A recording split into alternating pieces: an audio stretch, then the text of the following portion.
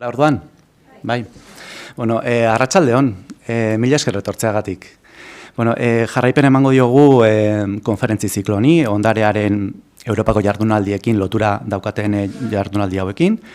Seguimos con el ciclo de conferencias que está vinculado a las Jornadas Europeas de Patrimonio. La temática, además, hoy nos viene muy bien encaja perfectamente, que es el patrimonio de los caminos, redes y conexiones, el leitmotiv de este año de las jornadas. Y tenemos con nosotros a Diego Garate Maidagán. Su ponencia se llama Imágenes en movimiento, el arte rupestre como red de comunicación de las sociedades paleolíticas en la cornisa cantábrica. O sea que bueno, nos va a hablar de la movilidad y redes y estas cosas, ¿no? De la comunicación que existía entre las diferentes comunidades.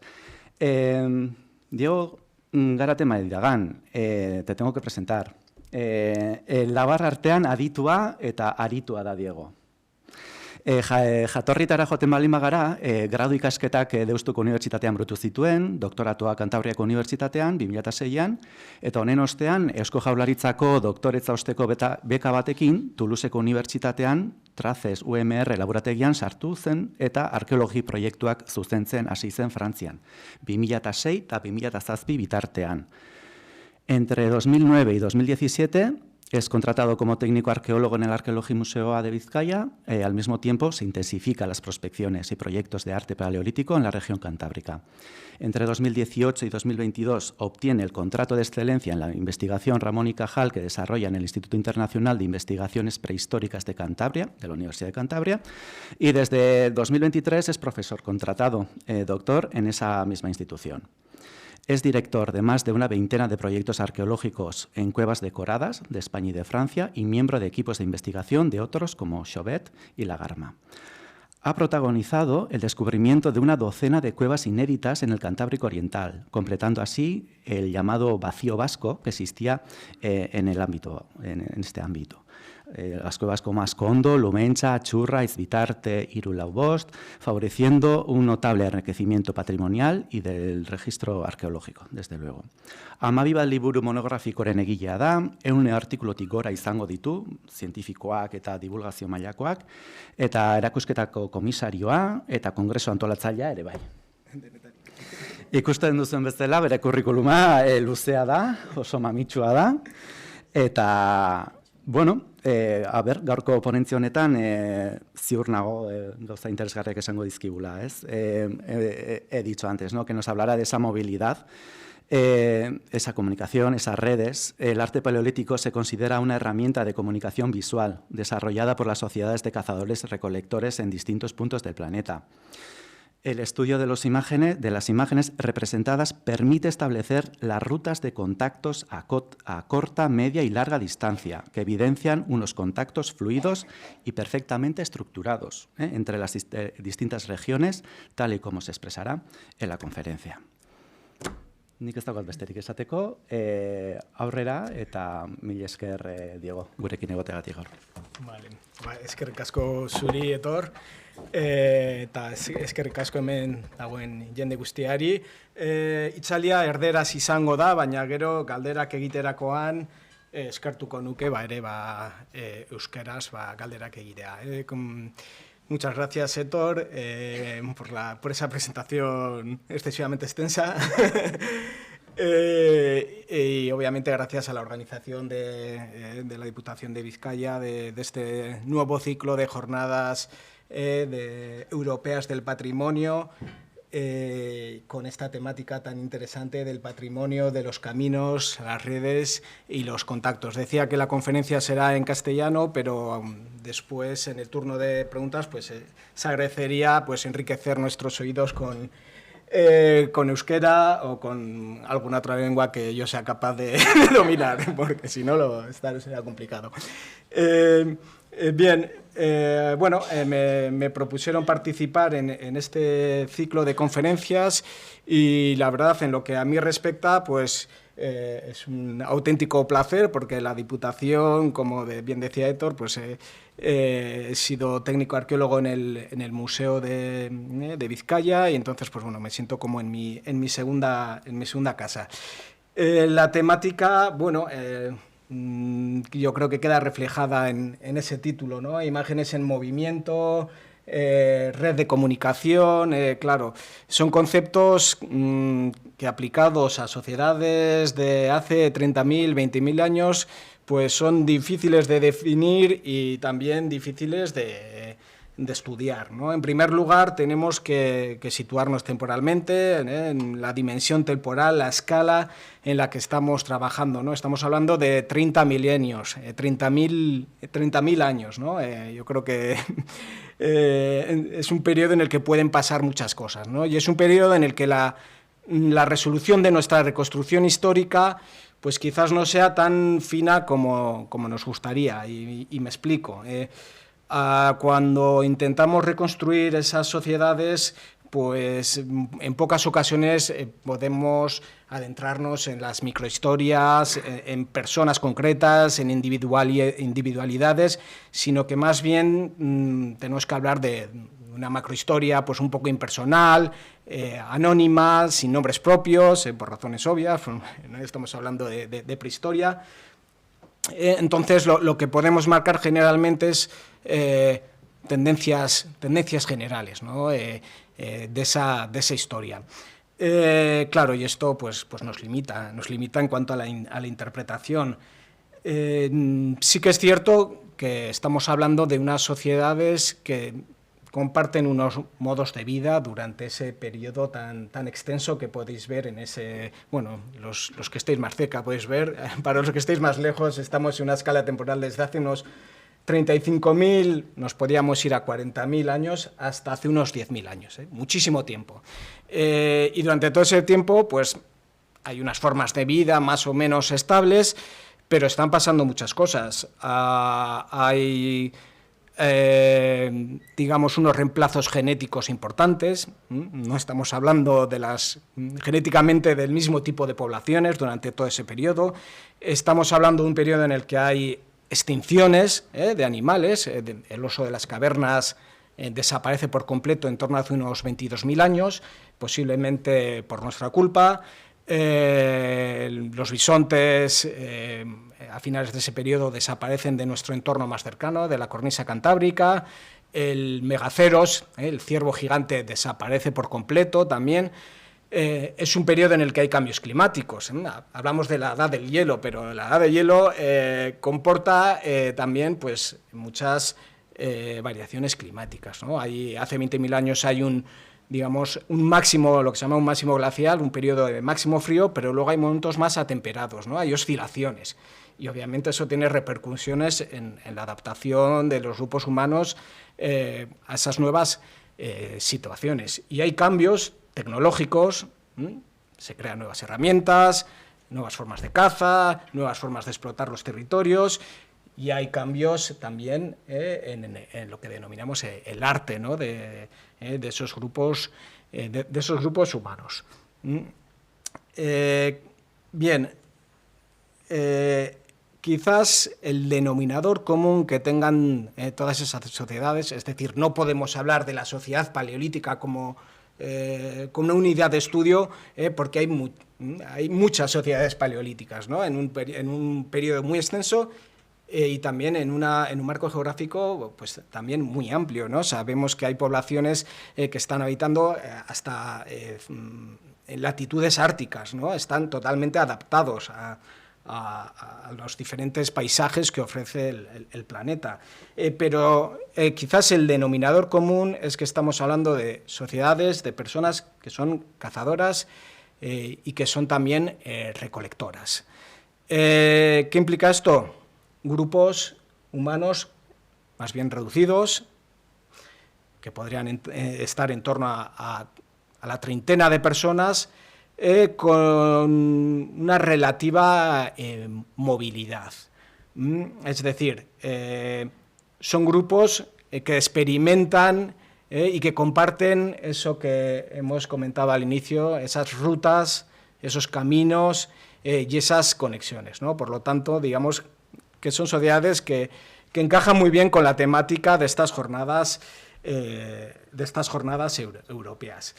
Tradicionalmente, estas sociedades, a través de la investigación, se han proyectado pues, como unos grupos más o menos nómadas, que se desplazan, que están casi a merced un poco de la naturaleza, casi se han definido como unas sociedades frágiles, ¿no? Y quizás en esta ilustración de Eric Lebrun podemos ver esa idea, ¿no? De un grupo de personas que llevan pues como una especie de mochilas con 4 cosas, que parece, bueno, que están deambulando por el mundo sin norte. Hoy en día la información arqueológica, el registro arqueológico nos ofrece una imagen bastante alejada de todo esto, ¿no? de esta idea de grupos nómadas, ¿no? Más bien podíamos hablar de unos grupos mucho más estables y unas sociedades mucho más complejas que lo que podemos inferir por ejemplo, de esta imagen, ¿no? Y lo que vamos a ver a continuación, antes de adentrar en la materia de las imágenes y del arte, etcétera, y de las cuevas, vamos a ver algunos ejemplos en ese registro arqueológico que nos están indicando que, bueno, que igual esta gente no era tan nómada o no tenía una vida tan improvisada, ¿no? Como la literatura durante buena parte del siglo XX nos ha ofrecido, ¿no? Uno de los aspectos que reflejan claramente eso es, por ejemplo, los recursos, ¿no? La explotación de los recursos. En este caso podemos hablar del sílex. Como todos ustedes saben, pues el sílex era casi el petróleo de aquella época, es decir, era una materia prima muy valiosa porque era, digamos, la principal materia con la que conformar las herramientas para la vida cotidiana, para las diferentes actividades cotidianas. ¿Y qué pasa con el sílex? Que el sílex no es un árbol, no es un elemento que aparezca en el paisaje en cualquier punto, sino que aparece en puntos muy concretos. Y la investigación en los últimos 30 años, en gran parte gracias a los estudios, por ejemplo, de Antoni Tarriño, de la Universidad del País Vasco y colaboradores suyos, han podido establecer cuáles son los principales afloramientos de sílex, cuál es su calidad a la hora de trabajarlo y dónde aparece ese sílex, ¿no? Por las propias características geológicas que contiene. ¿Y qué es lo que vemos?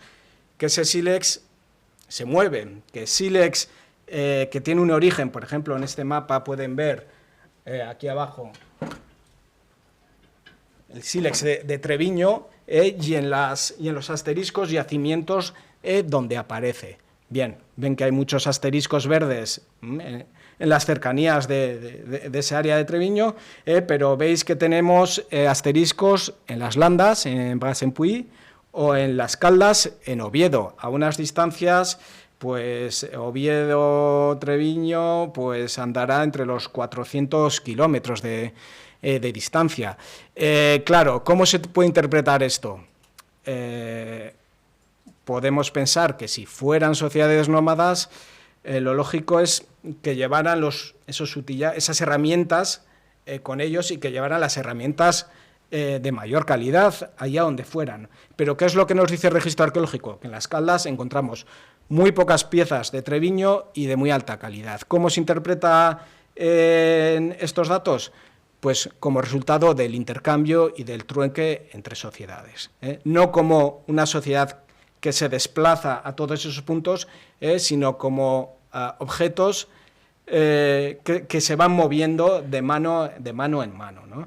Y de hecho nosotros afortunadamente para nosotros no, mejor bien dicho, afortunadamente para aquellas personas que habitaron nuestro territorio hace 10.000, 30.000 años, tenemos una gran riqueza de sílex, el sílex de Treviño, el sílex del Flix, que aflora en Barrica, el sílex de Urbasa, en el norte de Navarra, y todos esos sílex aparecen en muy pequeñas cantidades en lugares muy lejanos. Y lo mismo sucede en el área continental, en Francia y en muchos lugares, ¿no? Entonces, ese sílex es viajero. Es el sílex el que viaja, no son las personas las que viajan con él.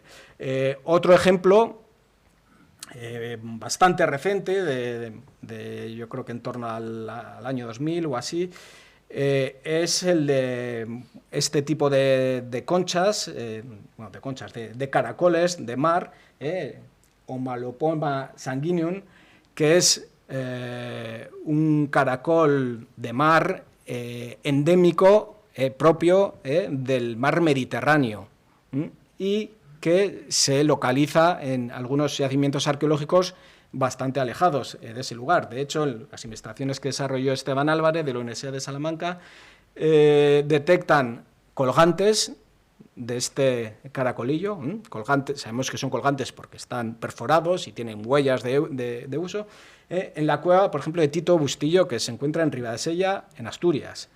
Pero también los encontramos en Espelure, en Mas d'Asil, en La Base, en una serie de cuevas de los montes prepirinaicos, vertiente norte, que son los que quizás nos están indicando esa ruta. ¿Qué podemos pensar? De nuevo, ¿son las sociedades mediterráneas las que se desplazan hasta Tito Bustillo? Pues probablemente no. Probablemente son los objetos los que van siguiendo esa cadena de transmisión, que en este caso pues, no parece estar relacionada con un curso fluvial, ¿no? Podríamos pensar que remontan el Ebro para llegar hasta Tito Bustillo. En este caso parece ser que van saltando por esa cantidad inmensa de yacimientos que hay en la vertiente norte de los Pirineos y que tienen tantas similitudes entre ellos. Otro dato muy actual y muy curioso es que estas sociedades eran cazadores, eran recolectores, a veces pescaban e incluso podríamos plantear que eran casi hasta balleneros. Es decir, hay restos óseos de ballenas en yacimientos paleolíticos. Se interpreta que estos restos se recuperan de animales varados en las costas, no se interpreta como cazadores de ballenas como podríamos ver a partir del siglo XVI, aunque sería algo precioso de explorar, pero bueno, no parece lo más probable. Bueno, en todo caso, el registro arqueológico pues, nos deja avanzar hasta bastante poco, pero podéis ver en este mapa la numeración, digamos que el tamaño del círculo blanco ejemplifica la cantidad de restos que se han encontrado. Ese 13 tan enorme que veis ahí en el medio, es Istúriz, en Baja Navarra. Claro, hoy en día Istúriz está a 30 kilómetros de la costa. La costa, durante el Paleolítico, estaba todavía más alejada, pongamos otros 9, 10 kilómetros. Estamos a 40 kilómetros de la costa. Y ven ustedes la cantidad de restos que se encuentran. También hay que decir que en Istúriz se ha excavado una superficie muy amplia del yacimiento, ¿no? Hay que tener en cuenta también ese tipo de información. En todo caso, estamos viendo que por todo ese vertiente norte de los Pirineos, de nuevo, tenemos yacimientos en los que aparecen estos restos óseos de ballena. Y obviamente pues, la distancia al mar es más que considerable. ¿Qué tipo de restos aparecen? Pues normalmente son esas herramientas que fabrican en asta de ciervo, en asta de reno o en determinados huesos de esos animales, pues en estos casos los fabrican con restos de ballena, azagallas, arpones, varillas, espátulas. Claro, identificar este tipo de huesos es algo complicado, ¿no? Y durante los últimos años, sobre todo un equipo francés encabezado por Jean-Marc Petillon y Alexandre Lefebvre son los que, digamos, que han puesto el ojo en eso, han vuelto a los museos, han revisado todas las colecciones de todos esos yacimientos y han puesto en manifiesto este aspecto del registro arqueológico que no se conocía hasta el momento. Hay otro tipo de movilidad que también es muy interesante, que es la movilidad cinegética, la derivada de la caza, ¿no? Hemos dicho cazadores y recolectores, desde luego cazar, sabemos que cazaban, y de nuevo la investigación, sobre todo a finales del siglo XX, lo que planteaba es que, bueno, había mundos distintos, la región cantábrica, el registro arqueológico nos dice que están cazando pequeños cervatillos, que están cazando cabras, estamos ante un paisaje bastante abrupto. En el caso más cantábrico central, occidental, Cantabria, Asturias, tenemos valles, ríos muy verticales, con una orientación norte-sur que permiten movimientos, bueno, valle arriba y valle abajo, ¿no? Entonces eso se interpretaba como que, bueno, que en el Cantábrico las sociedades eran más o menos estables, sedentarias, estacionales, y que en la zona, digamos, de los Pirineos y de Aquitania, esos grupos humanos están cazando renos, están cazando caballos, y sabemos que los renos son muy migratorios. Entonces la interpretación era, pues, casi que estos grupos humanos iban detrás de los renos, siguiéndoles las pistas, y bueno, pues de nuevo con esa idea de sociedades frágiles, a merced de lo que la naturaleza les permitía explotar, ¿no? Aquí tienen un mapa de Francia en el que se ve el consumo de animales. Pues hay zonas, por ejemplo, lo que hoy en día se llama la Dordoña,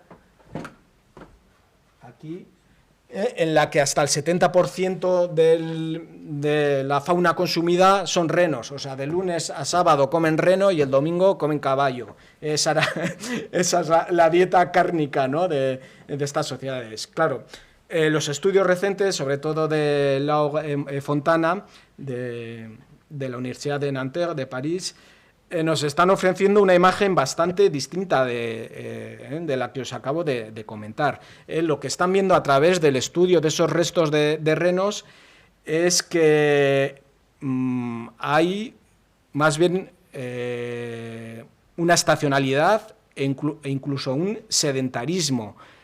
Si ven aquí, tienen las imágenes los animales que están cazados en verano, otoño, invierno y primavera. Y como pueden ver en los quesitos, hay determinadas zonas,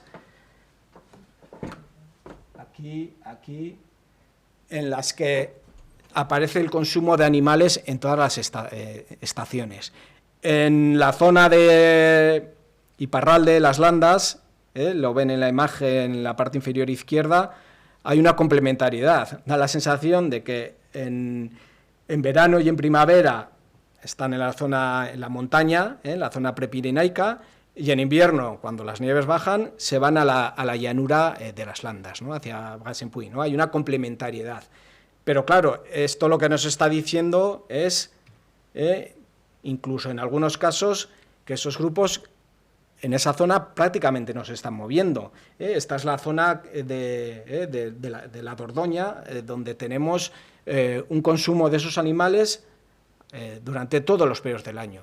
La sensación es que esa idea que teníamos de los renos son nómadas, los que cazan renos nómadas y los que cazan ciervos y cabras más o menos estacionales, la sensación que da es que hay muy pocos nómadas aquí, muy pocos nómadas.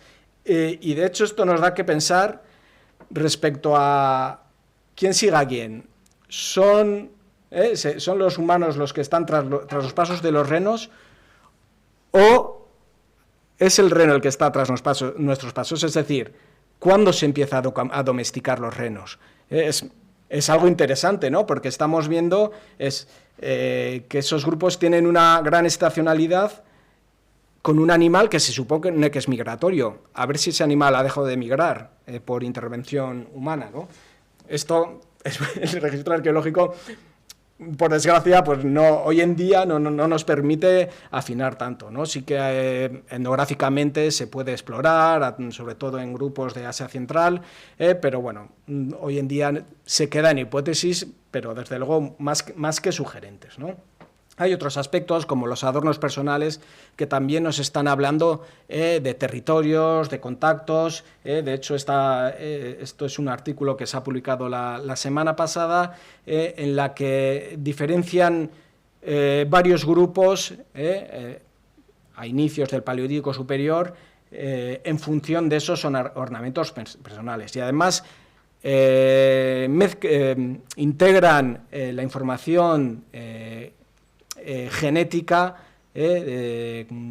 con estos grupos que definen, ¿no? Hoy en día la información genética es muy importante, pero todavía es muy escasa, ¿no? Casi crean unos territorios identitarios dentro de esos de esas primeras sociedades de inicios del Paleolítico Superior, hace 30.000, 22.000 años. Y si ya vamos pasando desde las piedras, desde las herramientas, hacia los objetos ornamentales y hacia lo que ya podemos denominar, yo creo que sí, como arte, pues hay cosas muy interesantes, sobre todo para finales de ese largo periodo de 40.000 a 10.000 años, pues en torno a hace unos 16.000 años empezamos a ver que esos grupos humanos del Cantábrico, de los Pirineos, del suroeste francés, empiezan a fabricar una serie de objetos de arte mueble muy similares entre ellos, hasta el punto de que casi podemos hablar de una estandarización.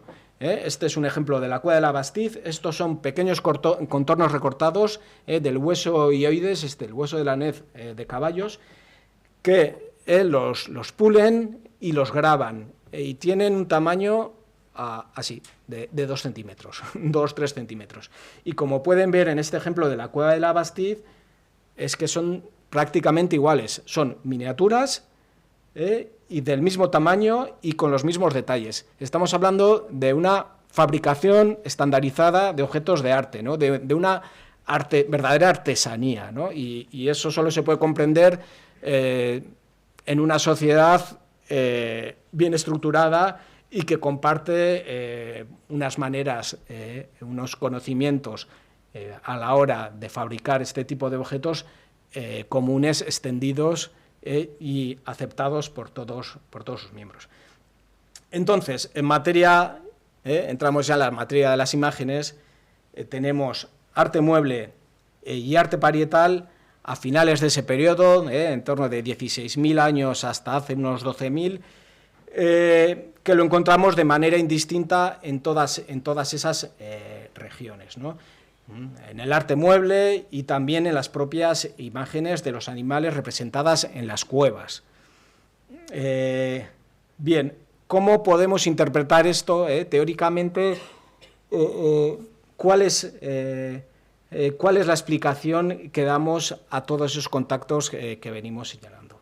Pues obviamente tienen que responder a unas sociedades jerarquizadas y estructuradas en las que hay redes de diferente escala. Hay redes locales, grupos locales, grupos, digamos, de un carácter regional y grupos suprarregionales. Estamos hablando de distancias de prácticamente 700-800 kilómetros de Oviedo hasta Périgueux, en la Dordoña, y de allí a L'Ariège, ese triángulo, estamos hablando de 800 kilómetros de lado a lado, ¿no? Es un tamaño casi de un gran país de hoy en día, de la Comunidad Europea, ¿no? Entonces, mantener esas redes requieren una estructura importante. Eso lo podemos estudiar a través de todo el registro arqueológico y también lo podemos estudiar a través de esas imágenes, ¿no? A través del arte. Y eso es lo que os quiero mostrar ahora con una serie de ejemplos. Porque además tenemos la fortuna, bueno, repito, tuvieron la fortuna, bueno, también tenemos nosotros la fortuna de vivir en un lugar que geoestratégicamente está muy bien situado, ¿no? Bilbao tiene un puerto comercial importantísimo, somos la conexión, una de las dos conexiones con el continente, y eso siempre ha estado ahí y siempre ha sido un factor que ha condicionado a este territorio, ¿no? En este mapa se puede ver claramente. Hablábamos de la zona del Perigord, de los Pirineos y del Cantábrico como las grandes densidades de población humana y de actividad humana durante buena parte del Paleolítico superior. Pero es que en medio, en el nudo que une esas regiones, pues está lo que hoy en día es el País Vasco, ¿no? Y además con la peculiaridad que las altitudes que tienen nuestros montes permiten un acceso al Valle del Ebro y a la meseta mucho más sencillo que ya a partir del Valle de Asón, en Cantabria, donde ya los Tornos, el Alto de los Tornos, el Puerto de los Tornos, etcétera, ya estamos hablando de altitudes mucho mayores, ¿no? Cuando aquí en nuestra zona tenemos pasos hacia la meseta que están solamente a 600 metros, ¿no? Eso juega con nuestra conectividad, ¿no? Es como si tuviéramos la supersur del momento sin tener que agujerear nada. Entonces, bueno, es un territorio muy importante, y aquí pueden ver la cantidad de cuevas decoradas que sin duda pues el Cantábrico, Pirineos y Dordoña pues son los tres grandes polos en cuanto a esa densidad, ¿no? Y nosotros en medio, ¿no? Tienen que tener en cuenta toda esa zona de las landas que eran ciénagas en aquel momento, hoy en día pues son pinares, o sea, con poca utilidad humana. Bien. Es decir, estamos ante un lugar privilegiado en el que, además, para ese periodo de hace unos 16.000, 12.000 años, tenemos una gran cantidad de cuevas que incluso se han aumentado en los últimos años con descubrimientos, con investigación, con inversión en esa investigación y que han venido pues a llenar un hueco que existía, ¿no? Comentaba Héctor al inicio esa idea del vacío vasco, etcétera. Bueno, pues sí que había un déficit de cuevas decoradas en nuestra región que poco a poco se ha ido completando, ¿no? Y entre ellas tenemos tres en las que me voy a centrar, ¿no? Que son las cuevas de Arminche, en Lekeitio, Achurra en Berriatúa y Aitzbitarte en Redentería, en Guipúzcoa, como tres ejemplos de cómo esas imágenes del arte del arte parietal, esas imágenes que están en las paredes, que esas sabemos que no han viajado, eso sí que está claro, el sílex lo habrán podido llevar o nómadas o lo habrán intercambiado, o bueno, hay diferentes hipótesis. Aquí la única hipótesis es que fue una persona, lo decoró y no lo pudo llevar a ningún otro lado. Eso lo tenemos bien claro. Si empezamos por la cueva de Arminche, que bueno, yo creo que todos ustedes tienen una idea más o menos clara. De hecho, hay una monografía recientemente publicada. Es una cueva que se descubrió en 2016. Aquí está Iñaki Inchorbe, investigador también en prehistoria, que también está presente no solo en la diapo, sino físicamente. Se ha publicado recientemente una monografía en los anejos de la revista COBIE, un trabajo dirigido por César González Sainz, de nuestro grupo de investigación. Como todos ustedes saben, yo creo, es una cueva que se conocía en Lekeitio, pero en 2016 esa cueva se encontraba prácticamente taponada por escombros y, digamos, abandonada desde cualquier punto de vista patrimonial, científico, el que quieran. En ese año, los espeleólogos del grupo Hades, Iñaki entre ellos, exploran la cavidad y localizan una serie de grabados, ¿no? Yo creo que todos conocen este panel magnífico con caballos, cabras, felinos. Ahora lo veremos con calma. Este es el calco que aparece en la monografía de César, que yo creo que también está online en PDF. Es una composición que yo creo que todos ustedes tienen en la cabeza.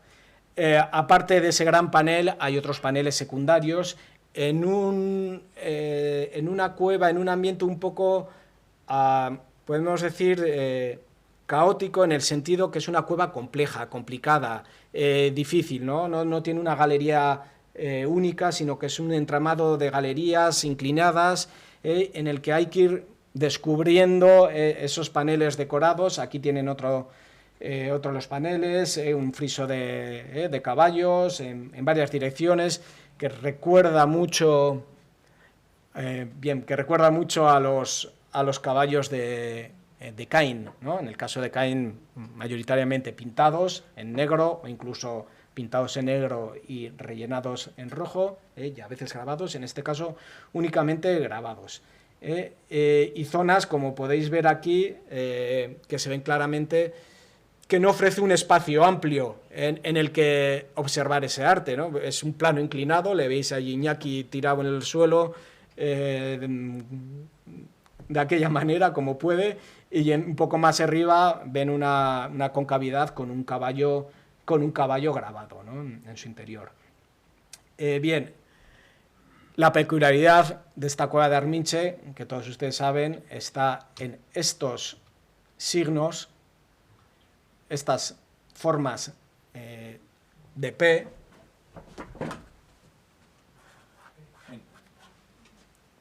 realmente son como P's, que es un elemento que entra dentro de la categoría de los signos complejos habituales en el arte rupestre, formas geométricas, etcétera, pero que en el caso de la región cantábrica no estaba presente hasta Altairez, hasta Arminche, en el arte rupestre. Y lo interesante es que existe una cueva que algunos de ustedes conocerán, que es Tuc d'Adoubert, en el Ariès, en los Pirineos franceses, a la altura de Andorra, pero al otro lado. Estamos hablando de Andorra. Si alguno de ustedes esquía, ya sabe la distancia que hay desde aquí hasta Andorra.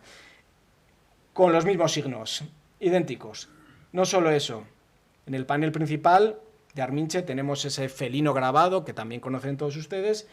Pues resulta que en la cueva de Tuc d'Adoubert está su hermano, su primo, vamos, un felino con los mismos detalles, con las garras, con la misma posición de las patas delanteras, con la cola iniesta hacia arriba y con ese pompón de pelos que les caracteriza. En el caso de Tuc d'Adoubert tiene la mala suerte que en la cabeza, como pueden ver, ha crecido una costra blanca de calcita y la ha tapado.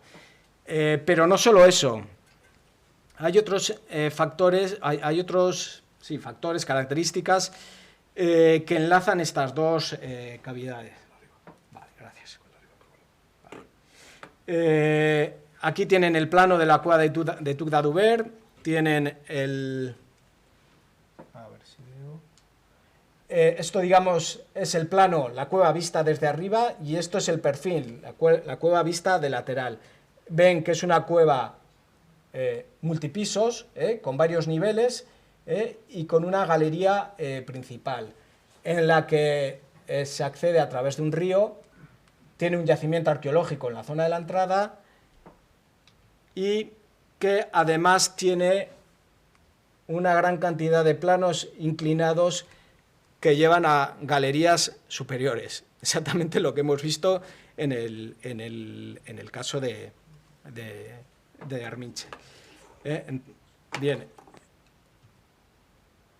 la ventaja de Tuc d'Adoubert es que no es una cueva urbana, no lo he comentado, todos ustedes saben, la cueva de Arminche en Lequeitio apareció debajo de un edificio de 8 pisos, y obviamente pues eso ha tenido sus consecuencias desde el punto de vista de la conservación. La cueva de Tuc d'Adoubert se ha conservado tal cual desde el Paleolítico, ¿no?, con restos óseos, por ejemplo aquí un oso de las cavernas, con algo pues todavía más impresionante, una huella humana de un pie desnudo sobre la calcita, pues un valor importantísimo, y sobre todo esto que no tenemos en Arminche, pero no tenemos en Arminche ni existe en ningún otro lugar que no sea Tuc d'Adoubert. Esto es, que se haya conservado esto es un milagro, ¿no? Estos bisontes de arcilla al fondo de la cavidad. Bien, con esto quiero decir que hay muchos elementos en común entre estas dos cuevas, Arminche y Tuc d'Adoubert, más allá de las propias, de ese felino, de esos signos, sino que hay un ambiente general que las une todavía más, ¿no? El propio desarrollo de las cuevas, la presencia del río, el hecho de que sean cuevas multipisos, y esos planos inclinados que indicaban, ¿no? Han escalado esos planos y han ido a decorar al fondo de esos lugares, en ambos sitios, ¿no? Da la sensación de que han ido a buscar no sé cuál se decoró primero, pero que han ido a imitar, ¿no? En uno de los dos casos. Esos claviformes, esos signos en forma de ADP que mencionaba, y esos felinos son comunes en el Aries, en esa zona que os comentaba de aquí, de Francia, pero no los tenemos en los Pirineos, en el Cantábrico. En el Cantábrico tenemos dos sitios, Pindal y Cuyalvera, el 1 y el 2, con unos signos similares, pero no como estos que tenemos en Arminche. Es decir, en este caso, leones y claviformes son elementos propios, sobre todo del norte de los Pirineos y de algunos casos de la Dordoña. Parece ser que Arminche, en este caso, sería el final de la ruta, ¿no? el final de ese camino, por lo menos en lo que el registro actual nos cuenta. Saltamos ahora a la cueva de Arminche. Estamos hablando de cronologías más o menos similares, en grandes rasgos. La cueva de Arminche, de nuevo, es una cueva peculiar. Es una cueva localizada es la primera cueva excavada en Guipúzcoa en 1892. Desde entonces se desarrollan, pues, en aquella época hablar de excavaciones arqueológicas es un poco, bueno, dejémoslo en excavaciones. Luego ya durante el siglo XX, en los años 60, Barandiarán realiza excavaciones arqueológicas en esta misma cavidad. Y resulta que en 2013 encontramos algunas manchitas rojas dentro de esas prospecciones y de esa carrera, de esa intención por rellenar ese vacío vasco. Encontramos restos de figuras muy perdidas en la galería principal de la cueva, y en 2017 los espeleólogos de Rentería, con los que veníamos trabajando de manera estrecha desde 2013, escalan una chimenea que la pueden ver aquí mismo. Es ese tubo vertical, es como la mitad del tubo de un ascensor de una casa, pues son casi 20 metros, pues no sé cuántos pisos son esos, 3, 4 pisos. Pues imagínense subir por ese hueco, nosotros con nuestro casco, con la escala, con la seguridad, ellos y ellas con sus dos manitas, sus dos pies, y con la luz. Ustedes me dirán dónde, porque yo no lo tengo muy claro. Y no está muy claro. Entonces, un lugar endiablado, que lo que nos está evidenciando, algo que trabaja Iñaki Inchaurbe en su tesis, que defenderá en breve, una exploración de las zonas profundas de las cavidades, ¿no? Una exploración realmente exhaustiva. De hecho, en este caso, han tenido que pasar 14.000 años para que una persona vuelva a ese lugar y vuelva a ver las figuras, ¿no? Eso nos está evidenciando que, ostras, igual no es tan fácil llegar ahí, igual se las ingeniaban, igual tenían una tecnología, igual les hemos infravalorado. Este es un poco el lugar, terrible, horrible, estrecho, pequeño, de nuevo plano inclinado, un horror. No es un sitio para ver arte y disfrutar de él. De hecho, nosotros cuando vamos allí no disfrutamos, lo que queremos es salir, porque son figuras que están realizadas sobre arcilla, entonces son extremadamente frágiles. Aquí tienen un ejemplo de yo creo que ven un bisonte con las patas delanteras y traseras recogidas, con la cabeza agachada como embistiendo. No sé si lo tengo que indicar: cabeza, patas, vientre, patas traseras, aquí tren trasero, y por aquí sube la jiba. En un sitio en el que no nos podemos subir porque el suelo está intacto, pero si te subes tienes una caída de 20 metros insalvable. Quiero decir, ahí no hay, incluso hoy en día, RIP, ¿no? Se la jugaron estas personas para realizar esa figura, para realizar, por ejemplo, estas representaciones de vulvas, bastante bien claras, ¿no? Pueden ver la comisura inferior. Esta es la pequeña, más o menos así, y esta está marcada por otra mucho mayor, de en torno a 1,5 metros, que es... Tenemos el privilegio, bueno, los guipuzcoanos tienen el privilegio de tener la vulva más grande del arte paleolítico. Así que, bueno, pues bien por ellos.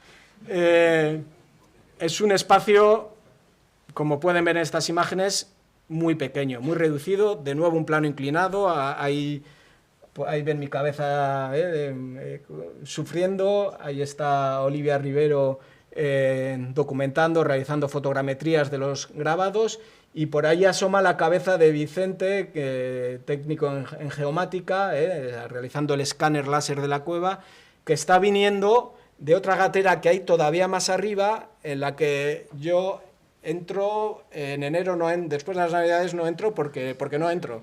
O sea, es decir, es tremendamente estrecho. Imagínense entrar ahí con una lámpara, obviamente con una antorcha no puedes entrar, porque en menos de 2 minutos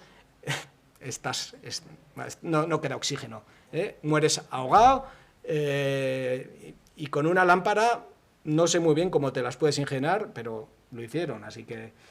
Y bueno, ¿qué es lo que encontramos? Pues este tipo de figuras.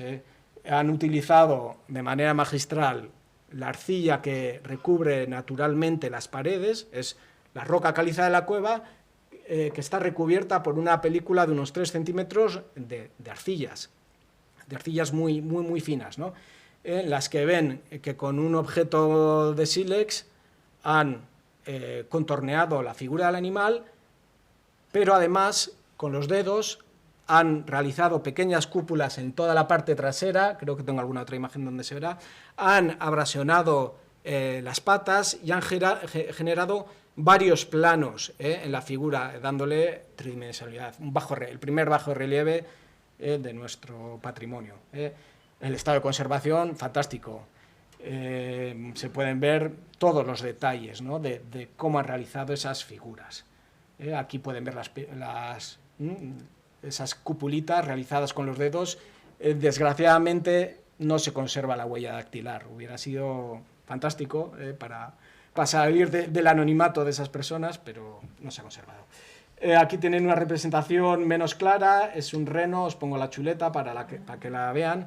Ven las astas bien largas, paralelas, ahí arriba, de esas defensas hacia adelante, la cabeza, una serie de marcas en el interior, allá pues la interpretación puede ser muy variada, las patas, etcétera, que está junto al bisonte, ven aquí la cabeza, de hecho aquí está la cabeza del bisonte, y todo esto en ese espacio terrible a esta altura, con la arcilla que cae, que estás ahí, vamos, de cualquier manera, pues así estuvieron ellos. Enfrente hay un caballo, yo creo que se ve bastante bien, la cabeza, crinera, lomo, pecho, y con algunos detalles, pues, como estos 3 dedos, posiblemente de la persona, hombre, mujer, adolescente, que realizó esas figuras. De nuevo, pues eso, hubiera sido magnífico tener huellas dactilares, pero no es el caso.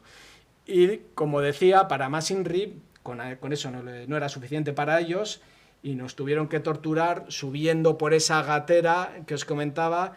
Aquí asoma la cabeza de Olivia, es una gatera, aquí no queda bien reflejado, pero es totalmente vertical. O sea, y llegas a un espacio, que es este que ven aquí, en el que cabe una persona, 2 pegándose, y casi no tienes espacio para girar y volver en este caso, tirarte boca abajo para salir de ahí. El agobio es inmenso, ¿no? Y hacer eso con una lámpara a mí ya me parece, vamos, de nota, ¿no?, de espeleólogo o espeleóloga de pro.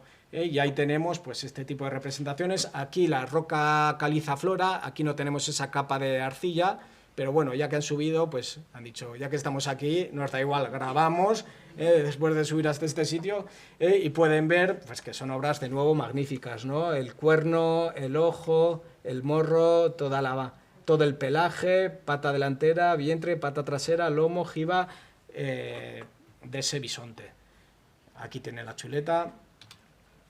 ¿Qué pasa con estas arcillas modeladas? Pues, curioso, lo mismo que en Arminche, final de un camino.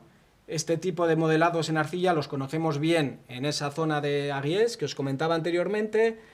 Hay alguna cosa en Herberúa, que es el tercer piso inferior de Istúriz, y luego tenemos Aizbitarte, en Rentería, y final del camino, ¿no? Otro camino que acaba en ese punto. Y estamos hablando de un periodo muy similar, hace 16.000, 14.000 años. Vamos a ver el último caso. ¿Qué pasa con Achurra? Lo primero, Achurra es ligeramente posterior, sería de final de ese periodo, ¿no? En torno a 12.500 años. Por eso os comentaba anteriormente que no podemos considerar ni el Paleolítico Superior como, de esos 30.000 años, como una unidad, ni incluso periodos más pequeños, porque las cosas, los cambios están allí, y en algunos casos, afortunadamente, somos capaces de reflejarlo. En este caso, la cueva de Achurra, bueno, está en Berriatúa, conocida desde el siglo XIX, cuando se abrió al ampliar la carretera que iba de Marquina a Lekeitio, excavada por Barandiarán un poquito antes de la Guerra Civil, y después en 2014 retomamos, siguiendo los pasos de Barandiarán, porque el olfato de Barandiarán era único, entonces la pista tenía que ser buena. Nosotros hoy en día, con la tecnología disponible y con el bagaje que nos ofrece tener todo a nuestro alcance, quiero decir, pones en Google imágenes cueva de Montespan y ahí lo tienes todo. Hace 30 años tenías que ir a la biblioteca, había un acceso muy limitado a la información. Hoy en día lo tenemos todo disponible, y la inteligencia artificial, a ver a dónde nos lleva. Quiero decir que es mucho más fácil investigar, ¿no? Y avanzar, afortunadamente. Entonces, en 2015 localizamos el arte parietal de la cueva, con la fortuna de que hay hasta 19 espacios decorados. ¿Cuál es la peculiaridad de la cueva de Achurra? Pues la misma que en Arminche y en Aizbitarte, que estas sociedades del final del Paleolítico en nuestra zona estaban, y también en los Pirineos, estaban empeñadas en complicarse la vida, y en entrar a sitios imposibles, a zonas donde, digamos, el aforo y la posibilidad de observar ese arte está bastante limitada, ¿no? Aquí está nuestro compañero Sergio. Aquí arriba, aquí está el techo de la cueva y nosotros vamos por aquí abajo, o sea, está a más de 6 metros de altura. Y si está ahí es porque aquellas personas estuvieron allí primero, si no, no crees que nos apetece mucho subir ahí arriba. Subir ahí arriba por aquí, porque no hay otro camino. Obviamente nosotros, ven aquí que hay una cuerda, lo hacemos con arneses, con cascos, con toda la seguridad y con la confianza relativa que eso nos ofrece. De nuevo, aquellas personas subieron por ahí con una antorcha en la mano. Sabemos que utilizar una antorcha porque están los carbones en superficie, con lo cual una mano disponible, la otra no, es una superficie muy resbaladiza, húmeda, pues se pueden imaginar que miedo no tenían. ¿Y qué encontramos allí? Pues de nuevo esas magníficas obras de arte. En este caso pueden ver un caballo con relativa facilidad, orientado a la derecha, un bisonte en vertical, cuerno, ojo, oreja, morro, pata delantera, vientre, patas traseras, cola larga, y por aquí vuelve a subir. El típico bisonte magdaleniense, ¿no? de estas cronologías. Y aquí ven un grupo de cabras. Aquí ven unos cuernos largos, una cabrita, otra cabrita, otra cabrita por aquí, y aquí hay otra, y no sé si me dejo alguna. Los de Achurra son muy de cabras, y ahora veremos por qué son muy de cabras. Ahora lo vamos a ver. Bueno, pues el trabajo en Achurra ha sido bastante complicado, porque precisamente ellos y ellas han ido a buscar esos espacios ocultos y de difícil acceso, ¿no? Aquí tenemos otro lugar donde tenemos también una serie de representaciones de bisonte, un friso de bisontes, 1, mirando a la derecha, 2, 3, 4, 5 y 6, hasta 6 bisontes. Un grabado muy fino. No os pongo la foto porque no merece la pena, ¿no? Yo tampoco lo vería. Os pongo el calco. Son grabados de 1 milímetro de grosor. Y de nuevo encontramos formas de representar las imágenes que asocian, en este caso, a la zona del Aries y en este otro por cómo representan el mentón del animal, la jiba, la forma de los cuernos, que está relacionada con los de la zona de la Dordoña, ¿no? Los animales, como decía, no se desplazan. Alguien vino con esas ideas a esta cueva.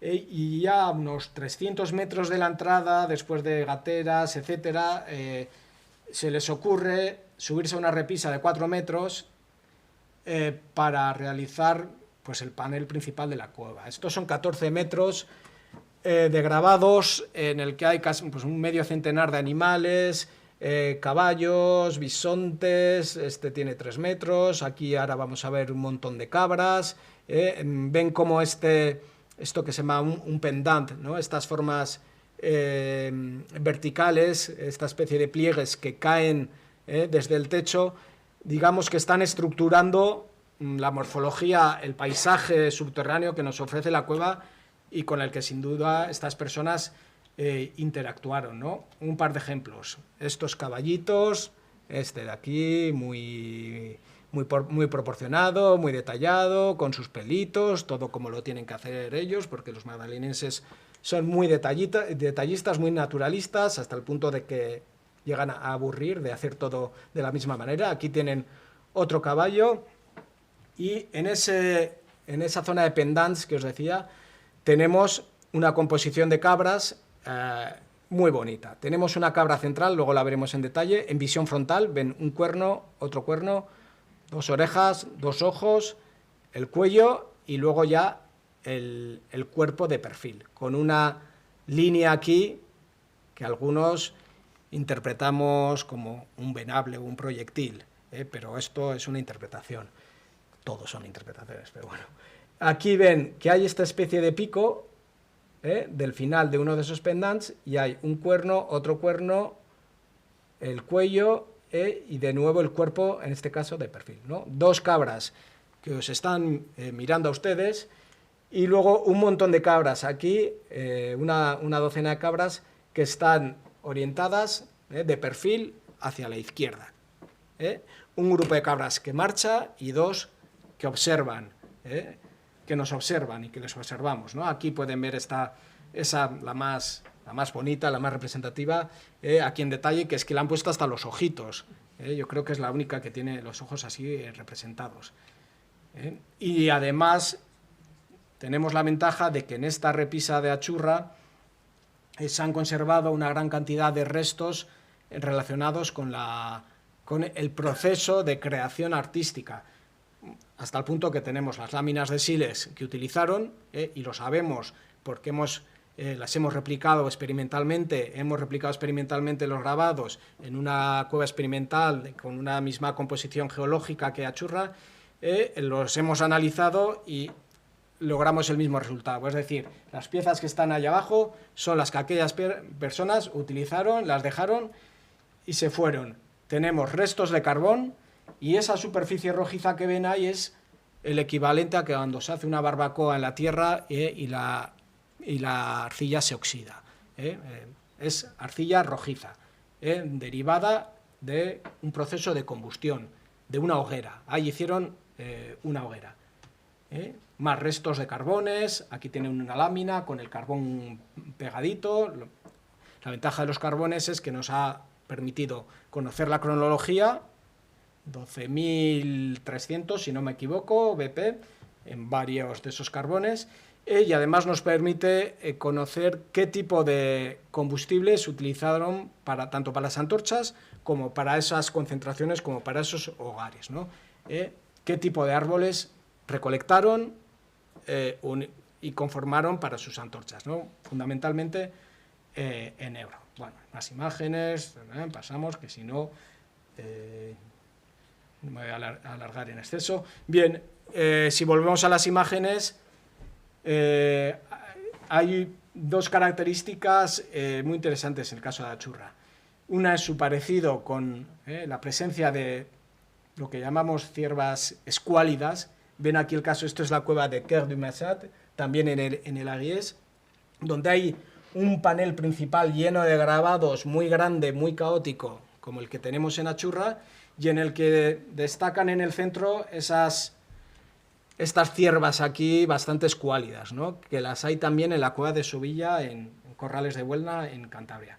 Bien, en Achurra tenemos esas ciervitas un poco, digamos, esbeltas, no digamos escuálidas, pobres, pero es más, en el centro del panel de Quer du Massat, aquí tenemos una cabra que nos está mirando, lo mismo que en la cueva de Achurra. Y esas cabras, además, son muy características de esos momentos finales del Paleolítico, en torno a 13.000, 12.000 años. ¿Y por qué lo sabemos? Lo sabemos porque aparecen también en el arte mueble. Y el arte mueble aparece en la estratigrafía, en las excavaciones arqueológicas, que nos aportan muchos elementos para conocer su cronología. Podemos datar huesos, podemos datar carbones, y interpretamos que esos objetos que aparecen en un mismo paquete estratigráfico son sincrónicos, y sabemos que son de ese periodo. Por lo tanto, los que están realizados en las paredes podemos suponer que son de la misma cronología. En el caso de Achurra, los carbones del suelo que hemos datado son de esa cronología. Entonces, bueno, ¿no? Blanco y en botella, está claro. Tenemos Achurra aquí en el mapa, en una, de nuevo, pues en esa zona, en ese epicentro del Golfo de Vizcaya, en esa zona tan privilegiada, y aquí tenemos las cuevas que tienen representaciones de cabras frontales. Por eso os decía antes de que los de Achurra eran muy amigos de las cabras, pero que es algo además compartido por todos los de esta zona, ¿no? La mayor cantidad de cuevas con cabras en visión frontal de ese periodo de finales del Magdaleniense están en lo que hoy en día es en Vizcaya, Guipúzcoa y norte de Navarra. Si cogemos no la cantidad de cuevas, sino la cantidad de cabras que aparecen en cada cueva, el mapa se va un poquito hacia Navarra, porque está la cueva de Abaunch, y en la cueva de Abaunch hay una plaqueta, más o menos la tienen en Iruña, en Pamplona, en el museo, una plaqueta así gigante, que se ha interpretado como un mapa, como un río, una montaña, que representaría el paisaje que se ve desde la cueva de Abaunch. Es una interpretación. Lo interesante, bueno, eso es muy interesante. En este caso lo que nos interesa es que hay un montón de cabras en visión frontal, ¿no? Por eso ahí se nos desvía un poco, porque en esa pieza hay creo que 12 cabras alineadas en visión frontal, ¿no? Pero ven que es algo muy común y compartido por el Cantábrico y por los Pirineos. Desde al menos la bahía de Santander, alguna cosita en el Nalón, en Oviedo, hasta esa zona del Aries de la que hablo de manera reiterativa, ¿no? Es decir, antes teníamos finales de camino, ¿no? Un poco antes, en Arminche y en Aitzbitarte. En este caso estamos en el centro del camino. Y es que otra cuestión interesante es comparar los hábitats, los lugares donde esas personas desarrollan su vida, y los lugares de decoración, llamémosle santuarios, como queramos, porque ningún término va a ser correcto. Aquí tienen, para esos momentos de finales del Paleolítico Superior, 16.000, 12.000 años, la densidad de animales representados. Ven, por ejemplo, que en la Dordoña hay menos cuevas, pero que el color nos está indicando que hay una densidad de figuras impresionante, porque está Ruffignac, está la cueva de Combaguel, que tienen una gran cantidad de figuras, ¿no? Y por eso da esa concentración. En el Cantábrico, ¿qué es lo que nos están diciendo estos colores? Es que hay muchas cuevas, pero con menos representaciones, No hay megasantuarios, como podría haber en la zona del Ariés y en la zona de la Dordoña. Claro, si para la época de Arminche y Aizpitarte vemos esa relación entre puntitos negros, que son los yacimientos donde están viviendo, y los puntitos blancos, que son las paredes que están, las cuevas que están decorando, vemos que diferentes cosas. Por un lado vemos que en la zona del Perigord hay lo que podríamos interpretar como una red local, hay una serie de... hay un espacio en el que hay un equilibrio entre cuevas decoradas y lugares de hábitat, un espacio muy pequeño. Tenemos una zona que podríamos hablar de una red más amplia, regional, acordaros que hablábamos de redes locales, regionales y suprarregionales. En este caso, esa zona del Ariés y zonas y esos valles limítrofes que hay ya yendo hacia los Pirineos centrales y occidentales. ¿Y qué pasa en el Cantábrico? Pues que hay un desequilibrio que no sabemos si realmente es tal o si es un reflejo de un registro arqueológico sesgado, o sea, que nos falta información, nos falta excavar, nos falta buscar, nos falta hacer cosas. Veis que, por ejemplo, en nuestro territorio hay muchos yacimientos de ocupación, pero hay pocas cuevas decoradas, en Arminche y Aizpitarte.